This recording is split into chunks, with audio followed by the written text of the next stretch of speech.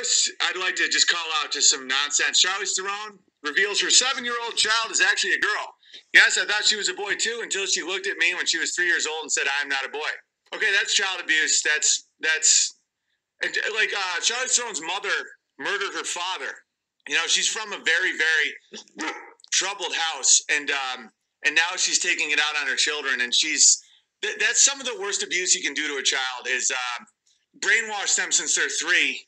You know, my son today said he was a caterpillar. It's unreal, and it's by design, and it's because of global free trade. Global free trade it's having a remarkable damaging effect on our culture, and we have this binary that we're either that are this binary lose-lose, where either we accept socialism, which is poverty. You know, there's no mechanism for pricing, or global free trade, which is the destruction of all nations and the enslavement of all people and the open borders.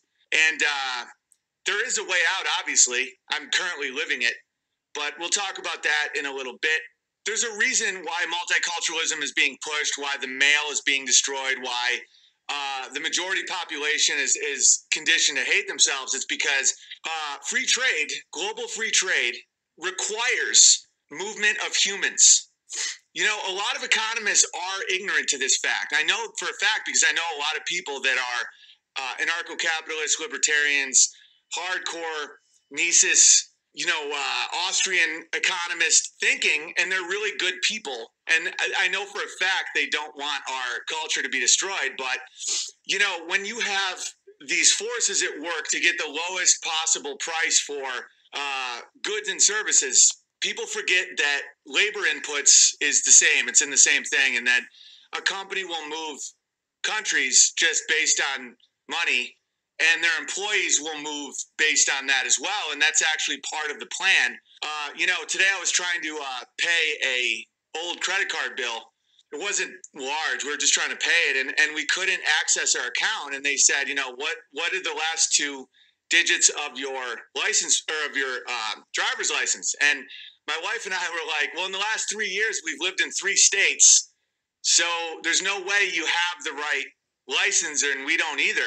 In America, I've lived that globalist, what they expect of you. They expect you go where the job is. You can't put down roots. You can't have a farm. You can't live where the extended family is. You can't, have that public square in your town where everyone knows each other, because human beings are treated just like labor. You know what? Just like, iron from China, opium from, or poppy seeds from Afghanistan, and minerals from, South Africa, and cotton, and certain foods from Peru. Like, just like all these things are being transported around to get the lowest price possible for the most amount of capital wealth, human beings are in the same system. And that's why we see our country being flooded in all areas, whether it's the visas for the tech workers or the migrant farmers or whatever. They just keep coming into this country because this is where the wealth is. And so the labor is just like capital. It's treated the same as raw materials or capital, labor. It has nothing to do with being a human being or having a family. It just floods the market. That's why the deplorables, which aren't on board this dystopian Ben Shapiro right-wing nonsense, are people that have already been replaced by foreign workers. And then you have these neocon conservatives in America that think these people are racist for saying, oh, I don't like all these Pakistanis that came into our neighborhood and took all our jobs. And they're like, well, you're racist. When the next wave will take their jobs, and this has to fail. It can't possibly succeed. It's less doable than communism, which guarantees poverty of your nation. So not only is it if it'll fail, it's when. It has to. There's no way it'll work. You can't have a system where human beings are moved around like that, because it's not in their nature. They won't do it. When the nations start crumbling and human beings start being treated as cogs in a machine of global free trade that benefits a very small amount of people, it has to break down. And it's breaking down in Europe. It's breaking down everywhere, because corporations are getting more power than governments. So the government has no ability of stopping the people flooding into your nation and taking all your jobs and destroying the family and all that. And in the future, you will be expected to move to Indonesia and then move to Central Africa and then move to China. And that destroys the social fabric of society. And when people say, yeah, but you're so optimistic, Owen, you sound so black-pilled, you sound so, no, you can get out of it very easily. Just don't value stuff over family. My wife and I first moved to Saranac Lake because my brother lived there. And then when we were basically chased out of the town by villagers with pitchforks because I went against multiculturalism, which is the cultural push to prime the pump so that foreigners can just be sent to these small towns and take the jobs of the people and impoverish the locals. We went to where her family lives. And I promised to not do a comedy show within 30 miles of where we live and not get involved in the local political situation. And so that's it. We put family above money and status, and it works.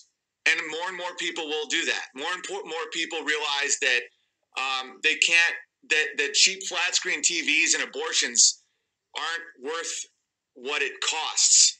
And when you see what it is, it's so obvious. And so many good, smart people don't see it because they assume that a country can just have closed borders. They assume that a country can be part of this global economy and free trade. And then for whatever reason, they'll just have closed borders and protect its own people. But when all the carrots and sticks in the system push for the global movement of people as migrants, to make the goods cheaper, to make the business more efficient, you realize that it's a race to the bottom. And it started in the 60s. And like feminism, here's a funny meme. First wave feminism, we want to be equal to men. Second wave feminism, we don't need men. Third wave feminism, we are men. This is all part of the same global free trade system where you want the most amount of workers paying the most amount of taxes, the most amount of labor possible. So you get women to work and you get women to become part of the labor force, which lowers the value of total labor, lowers everyone's wages, and creates more wealth for the small amount of people at the top. I'm not a socialist. This is a binary situation where both roads are terrible. Socialism creates a system where the government decides randomly and arbitrarily how much something costs, and there's always shortages and starvation and all that. I don't have the right answer, but I would say it's closer to national capitalism, where you have free trade within a nation and extremely high tariffs, so that labor and goods don't move in and out of your nation very easily at all, if at all. And within the nation, you have free capitalism. That's all I got. I'm not an economist. It's not my job to figure this out. But there's a reason that this is all happening. There's a reason that women are being subjugated and that turned into men because they want the biggest possible labor force.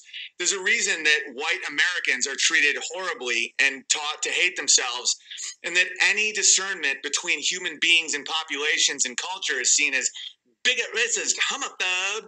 It's because they want the people broken so that people can move, so that migrants can move without any pushback whatsoever because of money. It's only money. It's not this pathological hatred of the white person or America or freedom. It's just money. It's all just ones and zeros. And so it's up to you to choose to get out of that, because you don't become an enemy of these people. I'm not an enemy of these people. I don't register in their logs, in their charts. It's like you have to, okay, Bernie Madoff committed the biggest Ponzi scheme in the history of America, right? I remember when he was caught, he had no remorse, and people were like, oh my God, he has no remorse. Look at the sociopath. And he was basically just like, they knew what it was.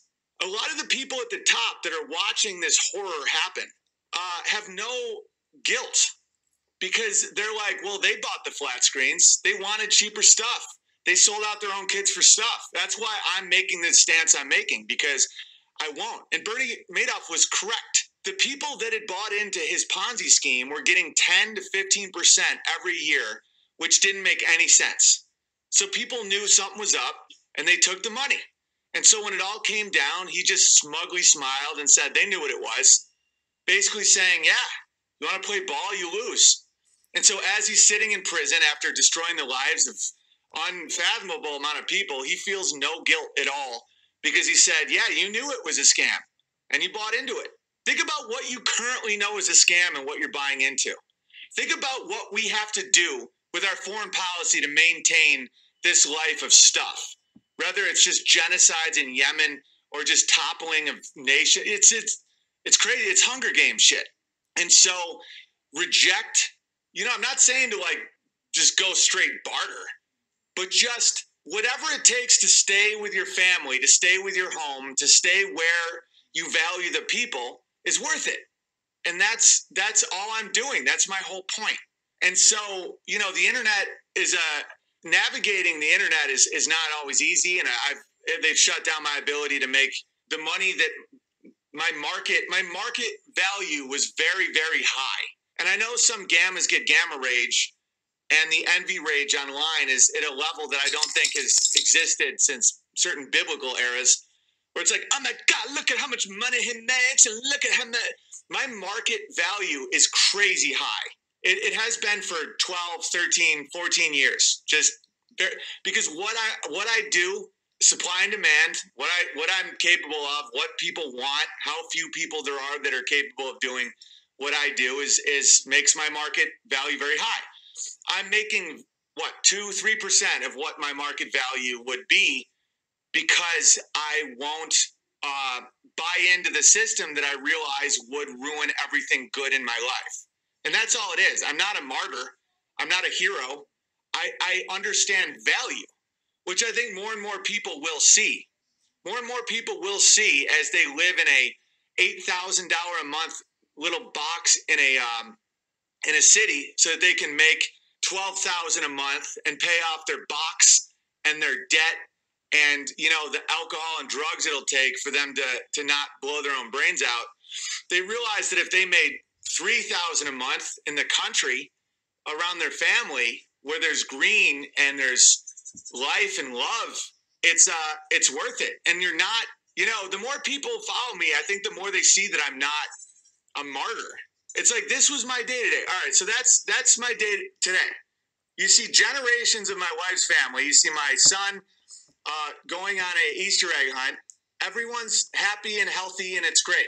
It's because it's value over money. This is my other son, Charlie, looking exactly like Winston Churchill. He just doesn't have a cigar because that would be child abuse, much like Charlize Theron treating her son like a girl. This nonsense world of the hatred of family and the hatred of obvious realities comes from people not admitting what's happening. That this free market utopia is just as insane as the communist utopia. And that either path is a nightmare. One of the reasons I keep getting blackballed by people isn't because of, oh my God, he talks about the Jew. It's because when you talk about Jews or free trade or some of these people, you get dangerously close to the reality that no one wants to face. And that is international global free trade is the cause of our cultural cancer. And a lot of good people are part of it, and they won't see it because the efficiency, the freedom, the efficiency, the God-given right to make a choice. You have a chicken, I have $2. Well, I have a chicken, I'll sell it to you for $1. Okay, that's all well and good until you understand the hordes of India, Guatemala, Indonesia, China that are willing to come do it for a penny, and that your entire way of life will be taken. And all those companies that your dad worked at and his dad worked at and his dad worked at, so your mom could stay home and raise you, are all going to go. And so now you have to work 80 hours, 90 hours at a job where your back gets blown out, and you can barely walk, and your wife has to work, and your kids are raised by Facebook. It's not a master plan. It's simple greed and denial. The only way out is a rejection of that efficiency, that autistic, Aspergery efficiency of resources. And so there's a reason that people don't want to talk to me on their podcast these days, and it's very, very simple. The utopia isn't there. It isn't real. And creating this myth that communism is right there, that at any moment, there's going to be this takeover of government account. No, there isn't. That's not the threat. They're both ridiculous. But it's just like the socialism in our government right now is pretty much just controlled opposition. You know, where you have Alexandria Ocasio-Cortez being like, oh my God, there's not going to be any more planes and everything's green and the minimum wage is $25 an hour. That's just nonsense. As millions are flooding our country, changing our way of life, voting out our freedom, you know, you can't predict the future. It isn't hopeless at all. It's just speeding up the end of it. It can't work. There's no way it can work. It relies on an exponential growth of economy that comes from human beings moving around the country at an exponential growth rate. It can't last. Can't last. And unlike socialism and communism, it isn't the gulag situation where the government rounds up its people and kills its own people. It's not that. It's the overextension. It's closer to the British Empire failure. Other nations, other countries, other ways of life will just end up beating us. Our dollar becomes just grotesque. Like it'll just fall to a point that it's kind of unimaginable. But if you have rejected that worldview, you won't be damaged like you think you're going to be. You know, it's like if you can handle a bit of scarcity, you know, like when they took away my monetization on YouTube and my PayPal, the fact that it didn't hurt me is because of the amount of effort I've been putting into this, where these financial incentives aren't going to destroy that which makes my life valuable. Oh, but real quick, by the way, you want to see how cities are falling apart. Los Angeles County population falls. So this is legal, by the way. Illegal, it's way up, way up. This does not include illegal migrants. This is legal United States citizens. They're leaving LA in droves. It's not growing, it's shrinking. And so they have to replace it, the Ponzi scheme that has to keep being fed, that will inevitably fall because global free trade is as ridiculous as communism, if not more, because it destroys nations. It doesn't just impoverish them, because it floods any nation with foreign workers and destroys the family unit to the point where the nation no longer exists. We've seen that nonstop. And you can blame it on the Democrats wanting votes, but if you think the Democrats have enough power to do all of this for votes, you may be retarded. Normal Americans are leaving, and so they're flooding them with unskilled migrants who they don't even have Social Security numbers. The crime rates are through the roof. Denver right now may elect a trans midget in a wheelchair as mayor. And why is it this race to the bottom? Why is all the leaders either sodomites or just ridiculous criminals or just, you know, the whole push is, you know, their handicaps? The whole point is to weaken the area and flood it with migrants because of basic dollars and cents. And so it's a constant push to humiliate the majority population, you know, to break the family, to make the woman be a worker and not a mother, to lower the population, whether it's through environmentalism or feminism or whatever, and then flood it with people who will work for pennies. And when they create this minimum wage, all that does is have people hire illegal migrants. So all you can do is not hire illegal migrants and don't buy the goods and services from people who do. And that's your real vote is with money. It's not with voting. It's money, because by the time you get to vote, it will be two horrible choices. Granted, I believe in voting. I believe in voting for the lesser of two evils because, you know, it allows us to have a little more time to figure all this out and figure out a plan. But, you know, a lot of times people do it to themselves because they want cheap, free shit. They want to whack off all day and they just want to be selfish. And so the result is losing everything you value. This was from today. I mean, an egg hunt with generations of my wife's family on land that we made beautiful. I mean, that's the dream. That's the American dream. And the American dream is being run over more by free trade than it is socialism. It's a binary that both suck. Socialism leads to absolute starvation. You know, the government turns on its own people because when you don't have a pricing mechanism, it's always going to be shortages. But global free trade is also free trade of labor. And when you have corporations that function on their own outside of governments, outside multinational corporations, they don't follow the Bill of Rights. They've told us they don't follow the Bill of